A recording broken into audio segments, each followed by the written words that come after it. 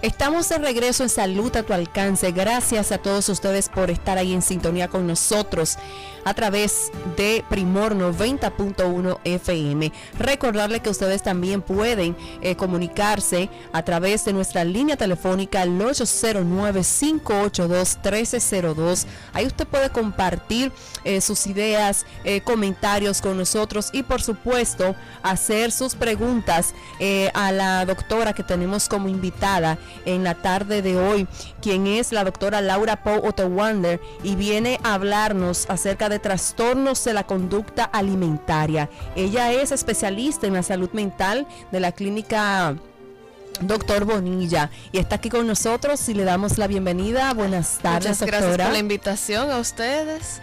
Gracias a Estoy usted encantada de estar estar con ustedes, comenzando con la primera entrevista del año. O sea que ustedes tienen el honor de ser los que estrenaron el año. Gracias.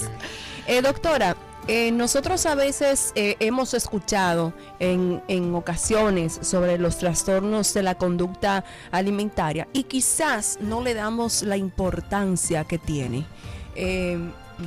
Esto puede convertirse en un enemigo silencioso de muchas personas y puede deteriorar gravemente su salud.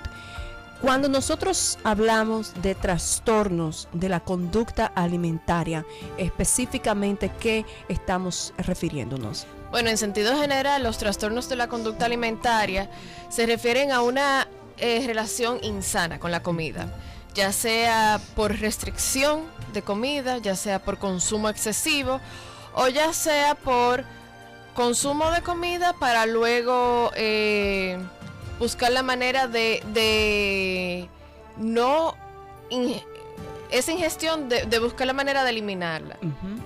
En sí, lo más importante en un trastorno de la conducta alimentaria es que el problema no es la comida. La comida sencillamente es una proyección, es una vía de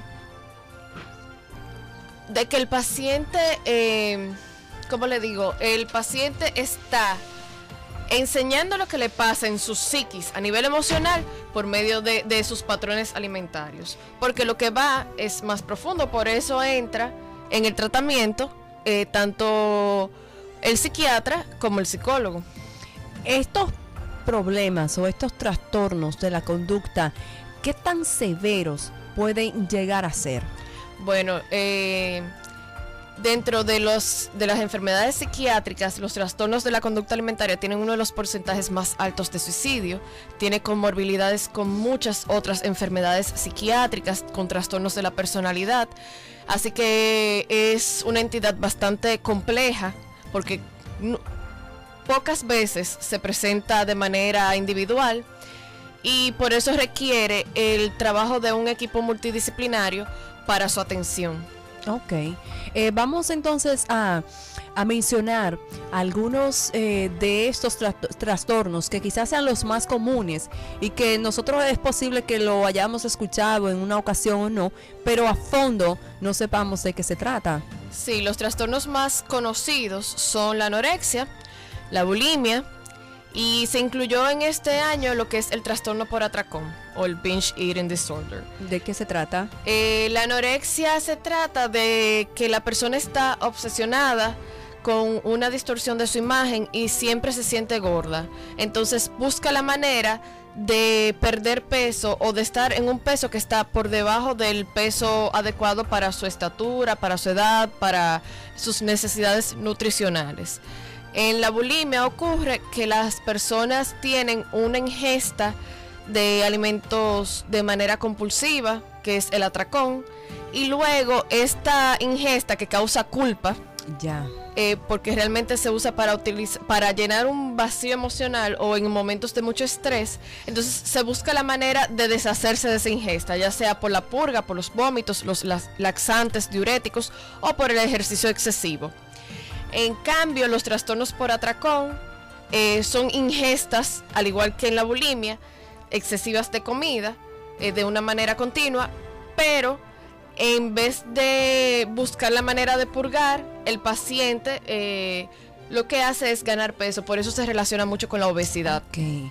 Doctora, usted habló de personas que tienen una mala percepción de la imagen física ¿Podríamos decir que eso entre lo que es el trastorno dismórfico corporal? Sí, está muy relacionado al trastorno dismórfico corporal y usualmente, por eso te decía que los trastornos de la conducta alimentaria casi nunca se ven solos, sino que se ven acompañados de principalmente la bulimia, de trastorno de la personalidad borderline o limítrofe, de trastorno dismórfico corporal. Doctora, disculpe, usted tiene que explicarle a nuestro público de cuando usted habla de esos trastornos de la personalidad para que ellos más o menos entiendan. Sí, claro. El trastorno de la personalidad borderline, yo he abarcado mucho sobre eso en mis redes sociales, porque es un trastorno de la personalidad que crea muchos inconvenientes a los pacientes y a los familiares de los pacientes. ¿Por qué? Porque estos pacientes usualmente son pacientes impulsivos, pacientes que se autolesionan. Es uno de los pocos trastornos de la personalidad que se va encuadrando, no diagnosticando, porque los trastornos de la personalidad se diagnostican después de los 18 años, pero sí se puede ir encuadrando desde la adolescencia, porque por el comportamiento. Estos chicos usualmente tienen conductas que ponen en peligro su vida, son difíciles de controlar y como es un trastorno de la personalidad, no tiene un tratamiento tan estricto o tan formal como la depresión o el trastorno bipolar o el desorden el desorden de sueño, cosas así que ya uno tiene un protocolo de tratamiento. En la presentación de los trastornos de la personalidad en general son muy diferentes, entonces uno trabaja mucho dependiendo de cómo sea el paciente. Eso de los trastornos como bulimia alimenticio, como la bulimia, la anorexia y el trastorno dismórfico corporal del que usted nos habla, ¿dónde es que tiene su causa? O sea, ¿dónde es que nace? ¿Eso viene de la niñez o es que en la adolescencia hay una etapa difícil y la persona empieza a cambiar de mentalidad? No, mira, se ha determinado que son multicausales. ¿Qué quiere decir multicausal? Que tienen diferentes causas. Hay un componente genético. Usualmente cuando hacemos la historia familiar de los pacientes, vemos que en generaciones anteriores hay una repetición de trastornos de la conducta alimentaria. Hay un factor cultural. Tenemos lo que es la cultura de las dietas. Ahora mismo sí, los que trabajamos trastornos de la conducta alimentaria a nivel mundial estamos antidieta. Estamos en contra de la cultura de la dieta y estamos hablando mucho de eso. También está el factor, como tú decías, de lo que ocurre en la niñez. Se ha comprobado, incluso mi tesis de grado fue sobre eso, que hay factores de la historia familiar, de negligencia de los padres, de abuso sexual, de abuso emocional, de maltrato, que pueden hacer que estos pacientes tengan más proclividad para desarrollar un trastorno de la alimentación. No quiere decir que todo el mundo que haya sufrido una historia así lo tenga, sino que sumando todos estos elementos se puede dar. Tiene mayores probabilidades. Tiene mayores probabilidades, claro está. Seguimos conversando con Laura Pou Ottenwalder. Ella es médico psiquiatra, especialista en salud mental, y estamos conversando acerca de los trastornos alimenticios. Doctora, usted hablaba de que un componente genético puede influir, el mismo ambiente en el que se desenvuelve el adolescente o la persona puede también influir. Y creo que sería interesante complementar esa idea con algo que en una ocasión contó un sacerdote italiano que estaba de misionero en una de esas montañas de Perú, donde él incluso fue el que llevó el progreso a esa zona rural, porque crearon una hidroeléctrica. Entonces, al haber una hidroeléctrica y electricidad, entonces las personas empezaron a ir a la ciudad a comprar electrodomésticos, televisor. Pero él notó algo, que las niñas y las adolescentes, antes de llegar la televisión, ellas estaban un poquito llenitas, como dice uno, un poquito gordita, y vivían felices. Pero cuando empezaron a ver la programación de toda esa de la farándula, los artistas, las modelos, entonces empezaron a tener unos trastornos alimenticios, no querían comer, entonces se provocaban.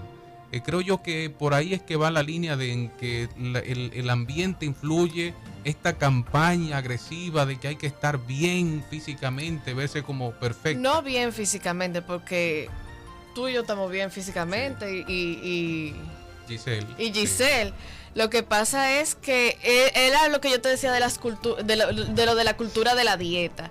Tenemos una cultura en el que las mujeres principalmente, que son el porcentaje más alto del público, de los pacientes que tienen trastorno de la conducta alimentaria, aunque también en hombres se ve, una idea de que hay que tener el cuerpo de una manera, de otra manera, también eso del trastorno dismórfico corporal. Está muy enlazado, porque si nos dicen que el estándar de belleza es ese y usted no pertenece a ese estándar de belleza, imagínese qué difícil. Eso crea mucha frustración. Otra cosa que es muy importante y tiene que ver mucho con la familia es el autoestima.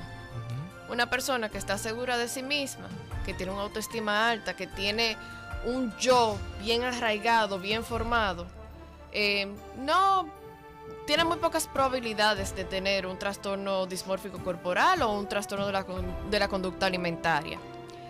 Pero para esto, los niños, las niñas, tienen que crecer en ambientes de familias sanas. Por eso, ahí mismo conectamos con lo que te decía de la historia familiar. Sí. Cuando tú, como niño, vives en una familia en donde hay maltrato, en donde hay negligencia, obviamente tú no vas a crecer con una entidad del yo bien formada y con una autoestima sana.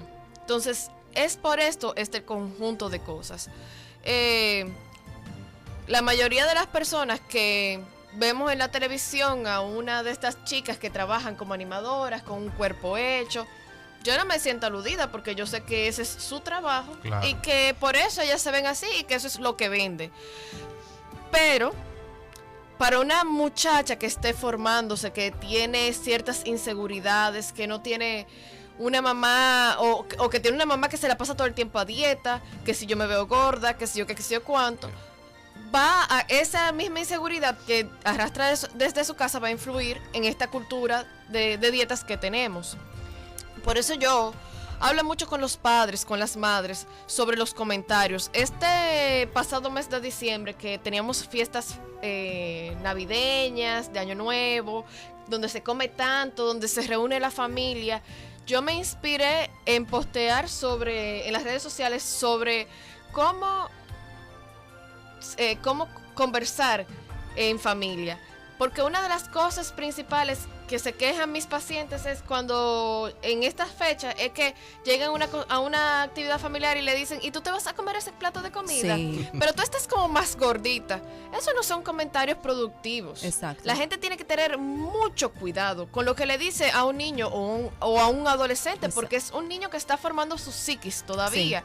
Sí. Y todo lo que uno dice deja huellas. Se ha hecho estudios en los que se ha demostrado que las experiencias negativas en la niñez tienen más fuerza y dejan más huella que una experiencia positiva. Entonces, imagínense que un niño crezca todo el tiempo en su casa siendo criticado por su cuerpo o por lo que come. Yo creo que también, doctora, estamos bombardeados a través también de las redes sociales y de ciertas conductas que vemos. Por ejemplo, hay páginas de internet que son pro anorexia, pro ana y pro bulimia. Exacto. Sí, los especialistas de la salud mental nos pasamos cada vez que encontramos una reportándolo, pero siempre han existido y siempre van a existir. Quienes han tenido la oportunidad de entrar a esas páginas y ver, señores, eso da escalofríos, ver cómo mujeres dan fórmulas para usted vomitar la comida, para usted ponerse flaca, para usted estar por debajo tal vez del peso normal. Entonces quizás ahí entra también lo que tiene que ver la supervisión del padre, de claro, qué los hijos están haciendo, qué las hijas están haciendo, a qué páginas de internet están entrando. También se ha utilizado mucho como patrones de referencia, por lo menos antes se utilizaba más las modelos. Ahora los diseñadores de marcas afamadas tienen un estándar de peso. Sí, ahora las pasarelas tanto de la la moda, o sea, de la Semana de la Moda de París, Sí. de Italia, y me parece que ya en Estados Unidos también tienen rigurosos estándares del peso que debe tener Sí. una modelo, porque justamente esa ha sido una de las quejas más grandes, que las modelos son el modelo Exacto. para un peso por debajo. Son estándares imposibles, o sea, que uno se comería un huevo al día para poder estar como una Exacto. modelo de esa. No, Que y no que- debería de ser, doctora, porque se supone que lo que usted está exhibiendo es las vestimentas, no es el ser Exacto. humano como tal. Lo que pasa es que ella está actuando como una especie de maniquí moviente. Y es una Un pena. maniquí vivo. un Sí, pero maniquí vivo, la sí. mayoría de las personas no somos size 0. Somos Exacto. un size 4 o Sí. 6, así que deberían de... Pero creo que se está cambiando. Hay ciertos que están cambiando porque he visto mujeres un poco gorditas. Sí, como que porque se ya está hay un cambiando esa peso, mentalidad. Claro que límite, sí. o sea, menor que las modelos deben tener. Entonces, ¿por qué? Porque se estaban volviendo demasiado obsesivas con estar muy flacas. Entonces, estos se veían incluso hasta Ujú. enfermas en pasarela, señores. Y se pasaba mucho esto también, doctora, en lo que tenía que ver las casas de ballet, las compañías de ballet, que también Sí. ahí se han dado muchos casos de anorexia, muchos casos de bulimia y sobre todo todos estos Lamentablemente así trastornos. es. Y es uno de los sitios en donde más comienzo de hacer ese juicio tan severo hacia su cuerpo. Sí. Entre las más jóvenes, porque modelos no se cuentan con una mano, pero casi todas las niñas pasan por el ballet. Sí, sí. En algún momento de su vida, todas pasamos por ahí. Yo bailé ballet muchos años, pero es lo que les digo. Todo depende de la familia que uno De la tenga. familia. Claro. Eso es muy importante. A mamá no estar diciendo, mi meta es este año bajar de peso. No, comer saludable, comer balanceado, hacer ejercicio. Esa debe ser la meta real.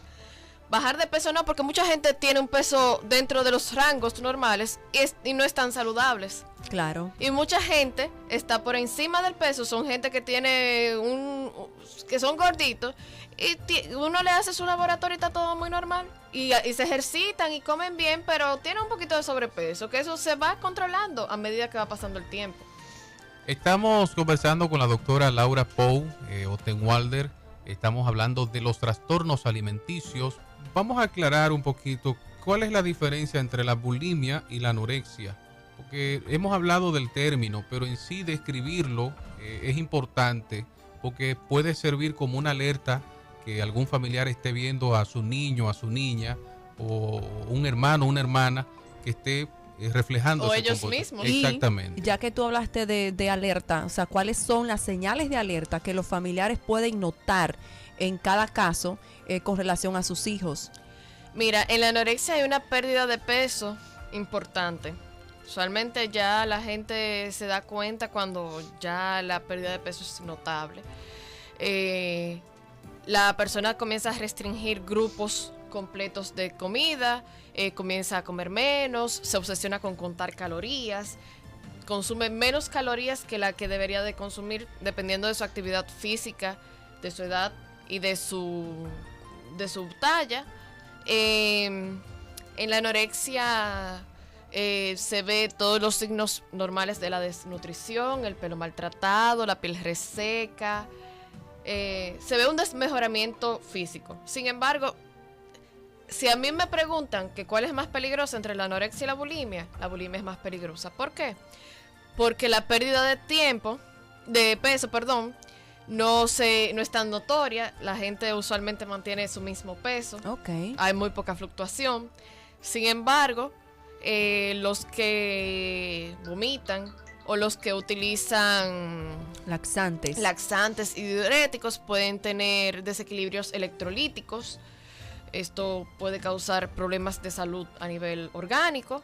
También con los vómitos pueden haber rupturas esofágicas. Una de las señales más comunes son los dedos que se van quemando al producirse el vómito por el ácido gástrico, Ok. obviamente. También el pelo, la piel se ponen resecas, se ponen feos porque no están absorbiendo los nutrientes necesarios. En sí, otra cosa es que usualmente comen y se van al baño de una vez o consumen laxantes y diuréticos, que realmente los laxantes y los diuréticos se deben de consumir de manera puntual y obviamente recetados por un médico. Eso no es algo que se deba consumir de manera abierta. Alguien me pregunta por las uñas. Sí, las uñas, el pelo, la piel, todo lo que tiene que ver con lo que nosotras las mujeres nos gusta ponernos bonitas, se ponen feas, porque se ponen quebradizas, se ponen resecas, porque no estamos consumiendo los nutrientes, las vitaminas necesarios para que nuestro cuerpo esté saludable. Esto de que una persona tenga bajo peso o que comience a perder peso y que bueno, rechace algunas comidas, ya es señal de alerta para una anorexia, porque lo voy a decir públicamente, en una ocasión yo estuve así. O sea, yo tenía un peso de 95 libras, vamos a decir, que es mucho decir, y rechazaba muchas comidas porque sentía como adversión a las mismas. Entonces, desde eso ya uno es considerado anoréxico. No, hay un promedio de tiempo que debe de cumplirse esa característica. O sea, mira, en el DSM-5, que es como quien dice la Biblia de nosotros los psiquiatras, hay unos criterios diagnósticos. El paciente debe cumplir esos criterios para poderse hacer el diagnóstico. Por eso no es cualquiera que pueda hacer el diagnóstico. Incluso ahora que dentro de las especialidades hay subespecialidades, un psiquiatra general no tiene la misma capacidad que un psiquiatra que tiene un entrenamiento o un psicólogo que tiene un entrenamiento en trastorno de la conducta alimentaria para hacer un correcto diagnóstico. Sí lo puede identificar, pero luego para el tratamiento debe de referirse hacia una persona que sea especialista en el área. Particularmente yo duré 2 años de entrenamiento en un hospital en Buenos Aires, específicamente sobre trastorno de la conducta alimentaria, además de mi entrenamiento como psiquiatra. Doctora, y en lo que respecta, usted habló de las consecuencias que genera estos trastornos alimenticios, físicamente hablando, y psicológicamente hay un problema ahí. Claro. Ahora bien, no, el problema de base es el psicológico, sí, claro.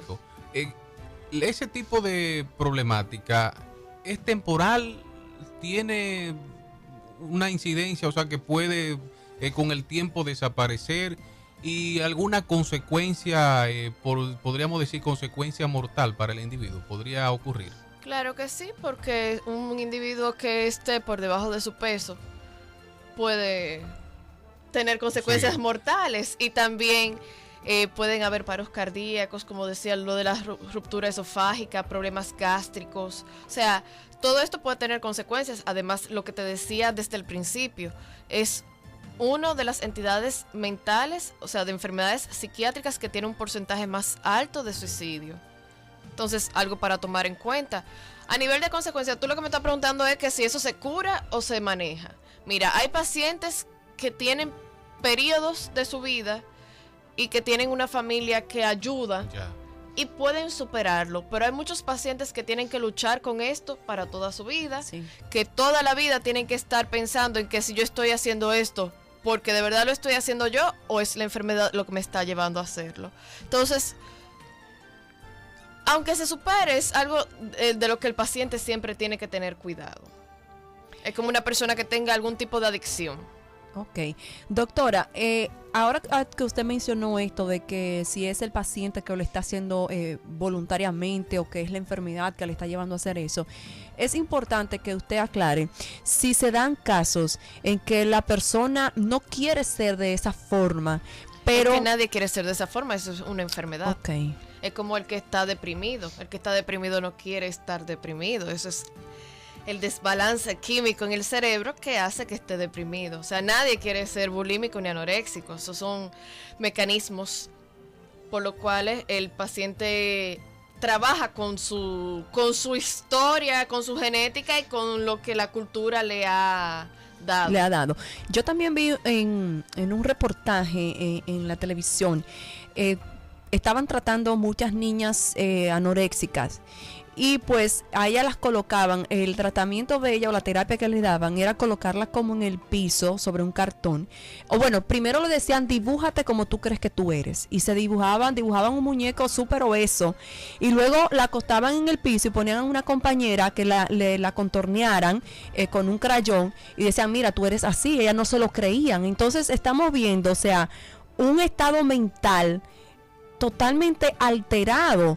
¿Cómo esto se va manejando con el tiempo?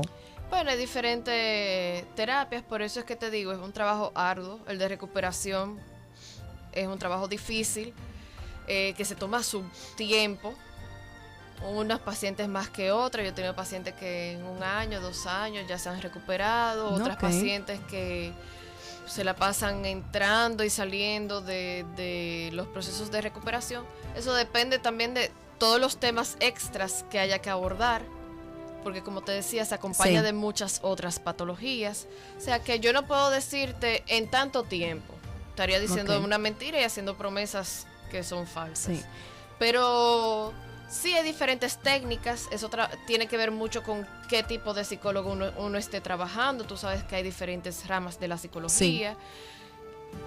Así que es más bien sobre eso. Doctora, usted sabe que este espacio, aparte de uno pues aclararle a las personas qué es un problema, dónde surge y así por el estilo, pero uno tiene que darle la parte preventiva. Claro. ¿Cómo se puede prevenir esta problemática de los trastornos alimenticios?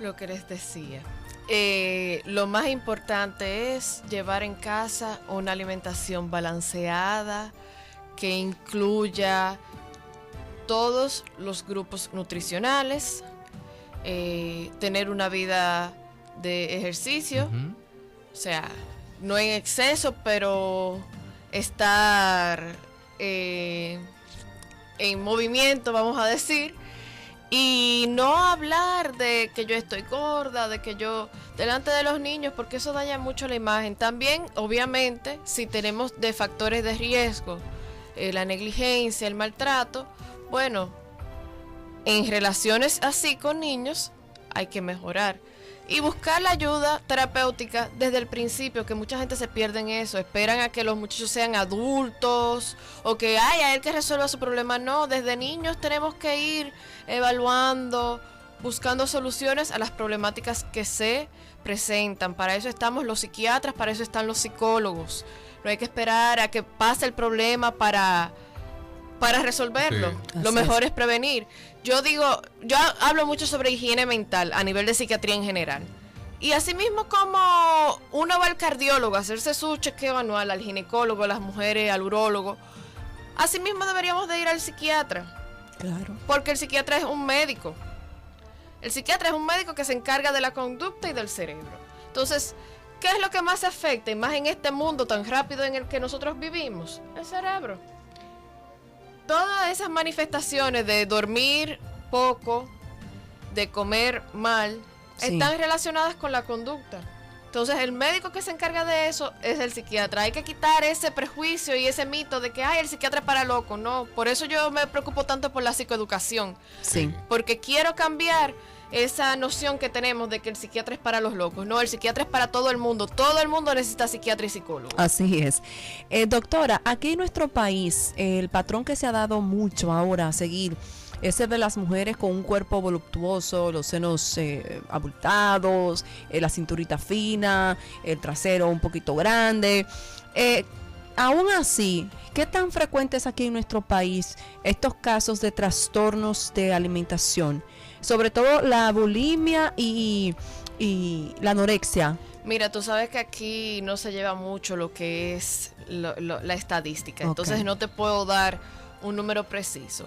Lo que sí te puedo decir es que en los últimos años ha aumentado los casos de bulimia y anorexia, y ahora que se agregó también el trastorno por atracón, te imaginas que hay un porcentaje muy alto de trastorno de la conducta alimentaria, porque vamos a decir que el trastorno por atracón sería lo más común. Es nuevo, por eso no se menciona tanto, pero es uno de los más importantes. Otra cosa es que tú decías de lo que está de moda. Sí, la cirugía plástica está muy de moda, siempre ha estado de moda, ahora más visible que antes. Sí. Pero una cosa es necesaria, es en una cirugía plástica, es la evaluación psiquiátrica previa. ¿Por qué? No solamente para darle el visto bueno a que ese paciente está dispuesto a estar en una cirugía, sino por lo que decía Wandy, del trastorno dismórfico corporal. Hay que buscar que el paciente no tenga un trastorno dismórfico corporal antes de una cirugía plástica. Ok. Entonces, vamos, ya terminamos. Claro, el tiempo. ¿Cómo? Me van a tener que invitar de nuevo Sí. para una Claro. segunda parte. No, está interesante el tema, doctora. Y gracias a usted por acompañarnos en este nuevo año. Y está invitada para otra oportunidad. Gracias a usted. ¿Dónde pueden las personas que están escuchando, que quieran consultar con usted, dónde puedan localizar? Me pueden localizar en la Clínica Bonilla, aquí en Santiago de los Caballeros, en República Dominicana. Pero no hay un número de teléfono. Usted sabe que la gente a veces quiere llamar. Pero A la clínica, la pueden llamar a la Me clínica. pusiste- Y en las redes sociales, no, en las redes sociales es un medio. En las también. redes sociales que ahí está toda la información, porque yo soy Correcto. muy mala con los números. Ah, no lo bueno. niego. Sí. Yo estoy en Facebook, Twitter e Instagram en @DRA Laurita O, doctora Laurita O. Todas mis redes sociales se encuentran por ahí. Excelente. Y ahí yo pongo mucha información que puede educar y puede ayudar a las personas a buscar respuestas. Mire, doctora, a propósito de que estamos pidiendo, ahora sí lo tengo aquí. Doctora Laura Poutenwalder, especialista en salud mental, trastorno de la conducta alimenticia, está en la clínica Doctor Bonilla. El teléfono es el 809-247-3888, extensión 7216, ¿verdad? Vamos a repetirlo, 809-247-3888, extensión 7216. Gracias a ustedes también por escucharnos durante estos 55 minutos. Retornamos mañana con otro espacio de salud a tu alcance.